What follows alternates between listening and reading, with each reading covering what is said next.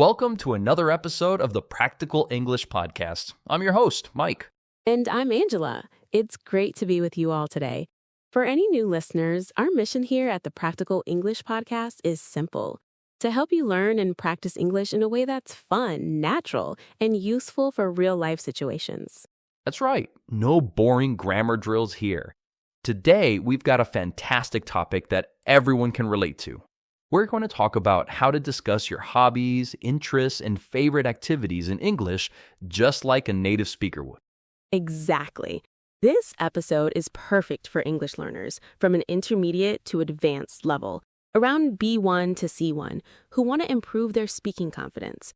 We'll help you sound more natural, learn lots of new vocabulary, and give you a chance to practice with some shadowing exercises. So, let's dive in.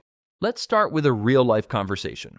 So, Angela, what have you been up to lately in your free time? Anything new and exciting? Oh, where to begin? Well, I've really gotten into baking sourdough bread recently. It started as a small weekend thing, but now I'm completely hooked. I've even given my sourdough starter a name. A name? Okay, now you have to tell me. His name is Dominique. It's a little silly, I know, but it's a pretty involved process. There was a steep learning curve at the beginning. My first few loaves were, well, let's call them a flop. They were as flat as pancakes. A flop, huh? I can imagine. So what happened? It was a classic beginner's mistake. I didn't get the dough temperature right. It was a complete disaster, but a funny one. I learned it's all about trial and error. But now when a loaf comes out of the oven perfectly, it's so rewarding. It's a fantastic way to unwind. What about you, Mike? What's your go-to hobby these days? For me, it's still street photography. I just love the challenge of it. It's not just about pointing a camera, it's about finding stories in everyday life. It's a great creative outlet. That sounds so interesting. Do you have a favorite photo you've taken? One with a good story behind it? I do, actually. I was walking through an old market downtown, and there was this elderly man playing chess against himself. He was so absorbed in the game, switching seats after every move. I waited for about 10 minutes for the perfect light, for that decisive moment when he was contemplating a move with this intense look on his face. I managed to capture it, and I think that photo really tells a story. Wow, that's amazing. It sounds like it requires a lot of patience. I've tried photography, but I'm mostly just dabbling in it on vacation. I can never quite get the hang of all the manual settings. It takes practice, for sure, but it's my way to get away from it all and just be present. So, besides baking, are you into anything else? Well, I'm a bit of a homebody, so my hobbies are mostly indoors. I'm a massive bookworm.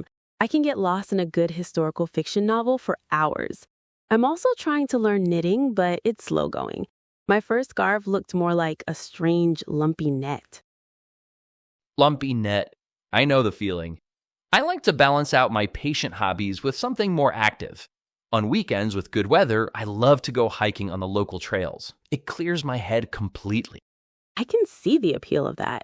Getting out into nature can be very refreshing. Do you have any favorite hiking spots? Definitely. There's a state park about an hour from here with some amazing trails. One of them leads to a waterfall, and it's especially beautiful in the fall when the leaves are changing colors. It's a tough climb, but the view from the top is well worth the effort. That sounds incredible. It's amazing how a change of scenery can clear your head. I'm not much of a hiker myself. I'm a bit clumsy, but I do enjoy a gentle walk in a park. It's a good way to get some fresh air without worrying about tripping over a tree root. I understand. It's all about finding what works for you. That's the great thing about hobbies. There's something for everyone. Have you ever tried a hobby that you thought you would love, but it just didn't click? Oh, for sure.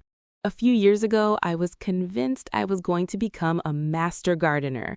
I bought all the tools, the seeds, the fancy gloves, and I managed to kill every single plant. I discovered I have a black thumb, not a green one.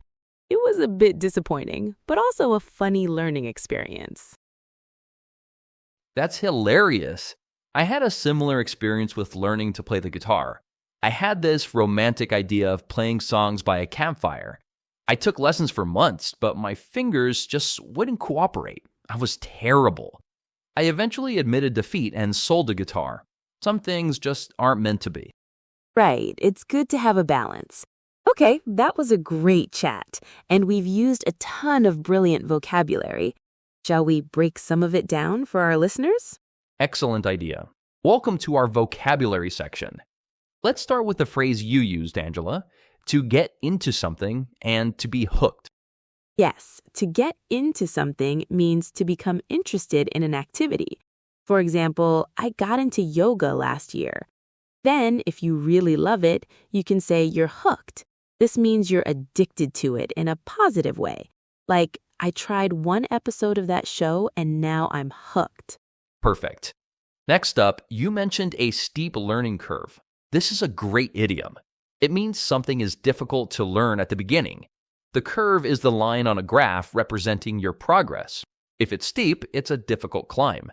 For example, learning to code has a very steep learning curve. And after my steep learning curve, my first loaf was a flop. A flop is a total failure. It's informal. You can say, the new movie was a complete flop at the box office. To avoid a flop, you often need some trial and error. This means you learn by trying different methods and seeing what works. It's about experimenting and learning from your mistakes. Figuring out the best recipe was a process of trial and error. We also both mentioned our hobbies are a good way to unwind or get away from it all. Both phrases mean to relax and escape from your daily stress and worries. A walk on the beach helps me get away from it all. Great point. I also described photography as my creative outlet. An outlet is a way of releasing strong emotions or energy.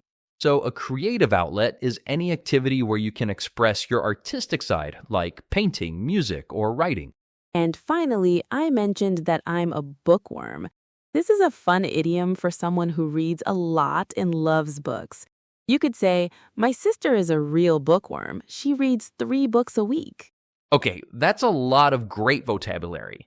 Now we're going to move into a new section called Common Mistakes. This is where we look at small errors that learners often make. Angela, what's a common one you hear?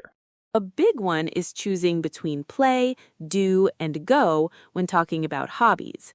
The rule is pretty simple. We use go for activities ending in ing, like go swimming, go hiking, or go running. Right, and we use play for sports with a ball and for competitive games against another person. For example, play football, play tennis, play chess, or play video games. And finally, we use do for most other recreational activities and for individual activities or martial arts. For example, do yoga, do karate, do crafts, or do photography. Exactly. The second common mistake is with the verbs like, love, and enjoy.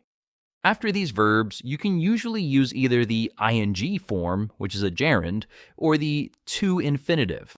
For example, I like swimming, or I like to swim. Right. Both are often correct, but when talking about hobbies in general, the ing form is much more common and sounds more natural. So, I like playing the guitar is a more typical way to describe your hobby than I like to play the guitar. The verb enjoy is stricter. It must be followed by the ing form. You must say, I enjoy reading, not I enjoy to read. Great tips. Now let's move on to our shadowing and repetition practice. This is your chance to practice your pronunciation and flow. Remember to repeat the sentences out loud. Try to copy our rhythm and intonation. Ready? I'll go first. Listen and repeat in the pause. I've really gotten into baking recently. There was a steep learning curve at the beginning. My first few loaves were a complete flop. I'm a massive bookworm. Excellent. Now my turn. Listen and repeat. It's a great creative outlet. I was waiting for the decisive moment. It's my way to get away from it all. On weekends, I love to go hiking. Fantastic work! Remember, shadowing is a powerful tool. You can always rewind and practice again. Now it's time to put all this into practice. This is our Your Turn segment. We're going to ask you some questions, and we want you to pause the episode and answer them out loud. Ready? Question 1. What is a hobby you have gotten into recently? Try to start your sentence with, lately I've gotten into, or I'm really hooked on. We'll give you a moment. Great. Now, question 2. Why do you enjoy it? Is it a good way to unwind, or is it a creative outlet? Try to explain your reason. And finally, question 3. Was it easy to learn, or was there a steep learning curve? Did you learn through trial and error? Describe the learning process. Well done. Taking the time to form your own answers is the absolute best way to make progress. Remember our tip. Focus on communication, not perfection. It's okay if it wasn't perfect. And that just about brings us to the end of our episode. Let's do a quick recap. We talked about lots of great vocabulary to describe your hobbies, like being hooked on something, facing a steep learning curve, and finding a creative outlet. We also covered some common mistakes, like when to use go, do, and play, and how using the ing form after like and enjoy often sounds more natural for hobbies. So here is your call to action, your homework from this episode. This week, try to have a short conversation with a language partner, a friend, or even just talking to yourself about your hobbies. Use at least 3 of the new phrases you learned today. The best way to become fluent is to talk about real things you enjoy. Relax, practice, and enjoy learning English naturally. Thanks for tuning in to the Practical English Podcast. We'll see you next time. Bye for now.